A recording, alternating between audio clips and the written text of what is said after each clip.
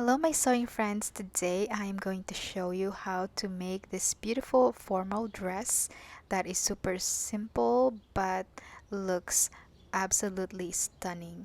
So if you would like to see how I made it, then keep on watching. For this dress, I am going to use a taffeta fabric and I have about 2.5 yards of it.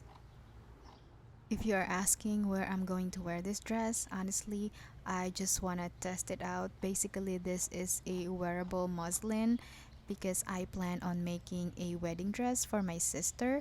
So I was just practicing on how to construct a fitted bodice. I plan on posting a separate tutorial for the bodice. So if you would like to see that, don't forget to click the notification so you will get notified when I post it.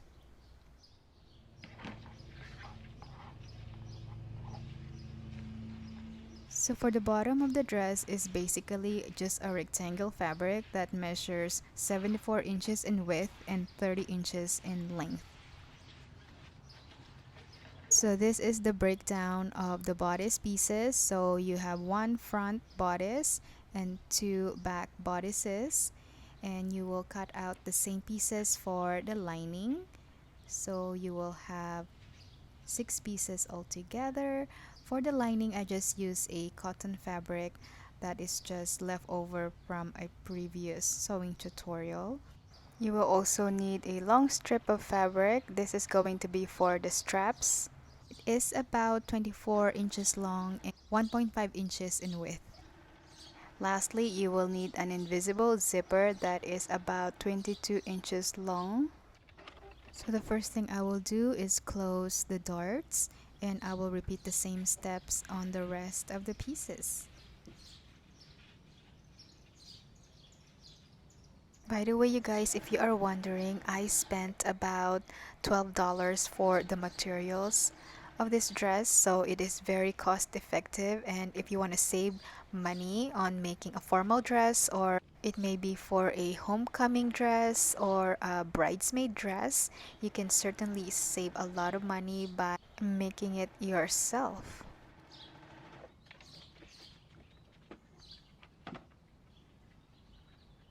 After that, I match the right sides of the fabrics together and I'm going to sew the side seams.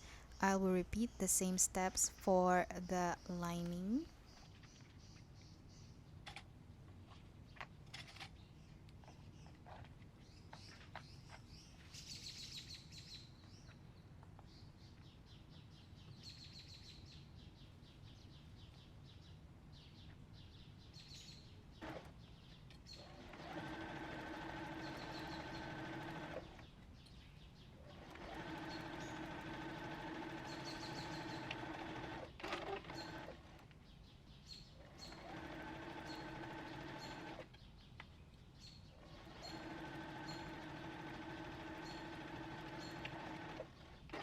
Now I am going to be working on the shoulder strap.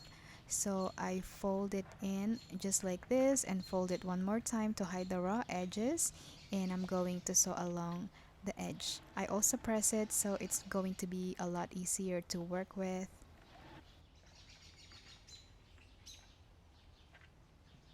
Place the shoulder straps where I wanted it to be, but I ended up moving it to the edge of the neckline because on this location right here it actually looked like an apron.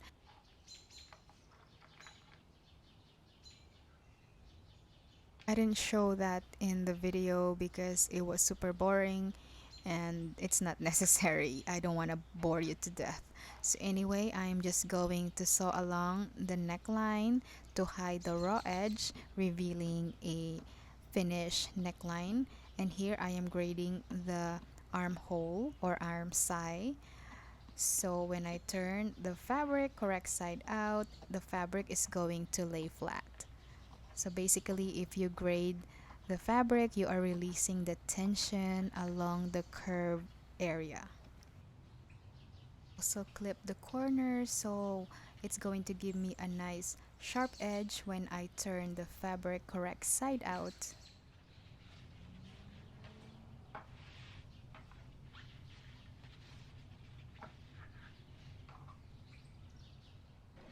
Now I am going to understitch the lining.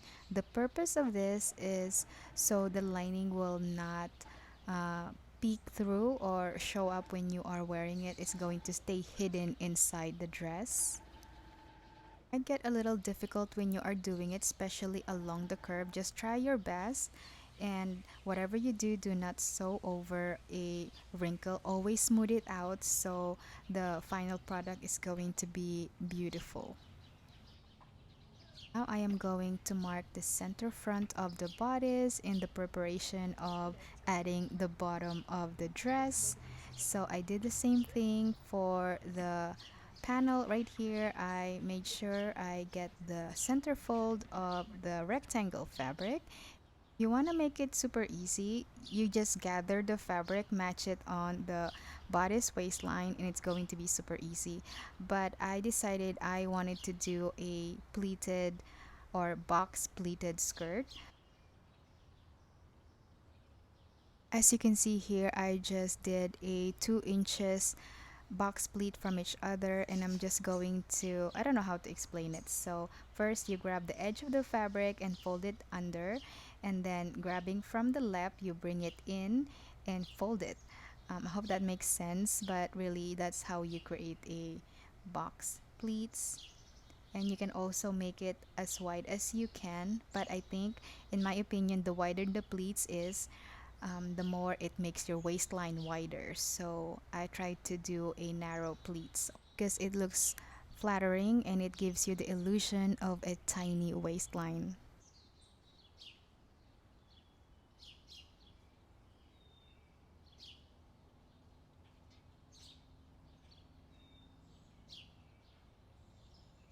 So really the idea of this, and I'm trying to match the width of the skirt to the bodice waistline.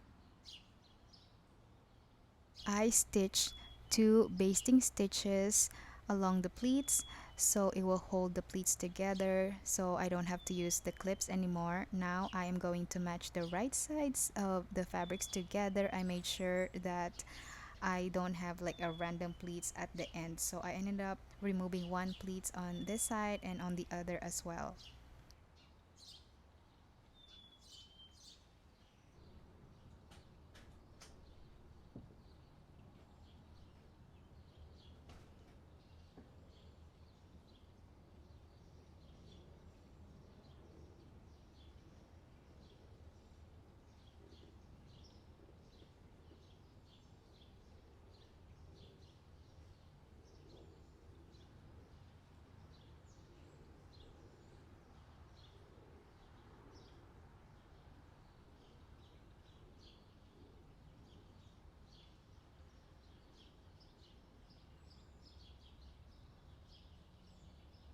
And as you can see here, I already moved the straps and I'm super pleased. I love it. It is more nicer and it actually is very flattering.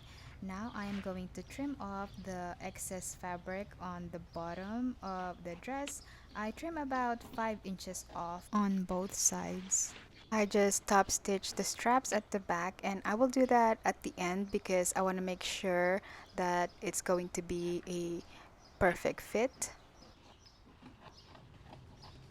Now it's time to sew the invisible zipper. As you can see, I am just marking here about 5/8 of an inch. Wanted the zipper to be at 15 inches, so I mark that, and then I am going to pin the zipper on the fabric. I am just following the manufacturer's instruction for that zipper. If you want a detailed tutorial, I already have a tutorial on how to do that. I am going to have the link up here in the eyes so you can check that out later. After that, I am going to secure the zipper by hand stitching it, and I'm going to trim off the excess zipper and close the back seam. Now all I have to do is hem it and the dress is done. Yay, I'm super happy about it. Don't you think it's a beautiful homecoming dress? Hit the thumbs up if you agree. I really love how this dress turned out. I think it looks so elegant and just stunning. I love the color and the finish of this dress is top notch. I also hand stitched the hemline and it's called a catch stitch. It made it seamless and it looks luxurious. If you love this dress, be sure to give this a thumbs up. That will make my day. And if you haven't subscribed to my channel, please do so. And yes, thank you, darling, for subscribing. I really appreciate that. And that's it, you guys. I will see you in the next one. Bye.